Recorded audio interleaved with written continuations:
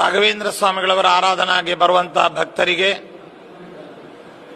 ಎಲ್ಲ ವ್ಯವಸ್ಥೆಯನ್ನು ಮಠ ಮಾಡಿಕೊಂಡಿದೆ. ವಸತಿ, ಕುಡಿಯುವ ನೀರು, ಸ್ವಚ್ಛತೆ, ಅದೇ ರೀತಿಯಾಗಿ ಭೋಜನದ ವ್ಯವಸ್ಥೆ, ಶೀಘ್ರ ದರ್ಶನದ ವ್ಯವಸ್ಥೆ, ಆಂಬ್ಯುಲೆನ್ಸ್ ಮತ್ತು ವೈದ್ಯಕೀಯ ಚಿಕಿತ್ಸಾ ವ್ಯವಸ್ಥೆ ಇತ್ಯಾದಿಗಳನ್ನು ಮಾಡಿಕೊಂಡಿದೆ. ಈ ಬಾರಿ ಇನ್ನೂ ಹೆಚ್ಚಿನ ಜನಸಂಖ್ಯೆ, ಭಕ್ತರ ಸಂಖ್ಯೆ ಬರುವಂತಹ ನಿರೀಕ್ಷೆ ಇರುವ ಹಿನ್ನೆಲೆಯಲ್ಲಿ ಇನ್ನೂ ಹೆಚ್ಚಿನ ವ್ಯವಸ್ಥೆಯನ್ನು ನಾವು ಮಾಡಿಕೊಂಡು ಹೆಚ್ಚಿನ ವೈದ್ಯಕೀಯ ತಂಡವನ್ನು ನಮ್ಮ ರಾಯಚೂರಿನ ಜಿಲ್ಲಾ ಕೇಂದ್ರದಲ್ಲಿರತಕ್ಕಂತಹ ನವೋದಯ ಮೆಡಿಕಲ್ ಕಾಲೇಜಿನ ಮ್ಯಾನೇಜ್ಮೆಂಟ್ ಜೊತೆಯಲ್ಲಿ ಮಾತನಾಡಿ ಹೆಚ್ಚಿನ ವೈದ್ಯರನ್ನು ಇಲ್ಲಿ ಬರಮಾಡಿಕೊಳ್ತಾ ಇದ್ದೇವೆ.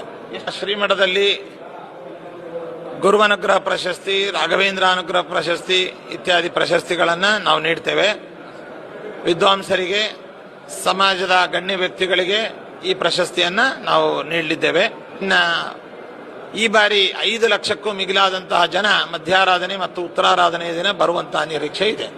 14ನೇ ತಾರೀಕು ತನಕ ಸಪ್ತರಾತ್ರೋತ್ಸವ ಕಾರ್ಯಕ್ರಮ, 10, 11, 12 ಪೂರ್ವಾರಾಧನೆ, ಮಧ್ಯಾರಾಧನೆ, ಉತ್ತರಾರಾಧನಾ ಕಾರ್ಯಕ್ರಮ. ನಾವು ಇಲ್ಲಿ ಬರುವಂತಹ ಭಕ್ತರಿಗೆ ನದಿ ಪ್ರವಾಹ ಇರುವ ಹಿನ್ನೆಲೆಯಲ್ಲಿ ಶವರ್ ಬಾತಿನ ವ್ಯವಸ್ಥೆಯನ್ನು ಮಾಡಿದ್ದೇವೆ. ಅಲ್ಲಲ್ಲಿ ಸಾಮೂಹಿಕ ವಸತಿ ವ್ಯವಸ್ಥೆಯನ್ನು ಮಾಡಿದ್ದೇವೆ.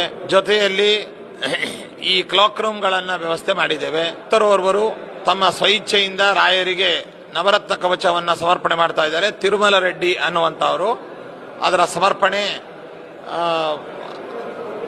12ನೇ ತಾರೀಕು ಉತ್ತರಾರಾಧನೆಯ ದಿನ ಬೃಂದಾವನಕ್ಕೆ ಸಮರ್ಪಣೆ ಅನ್ನೋದು ಮಾಡ್ತೇವೆ.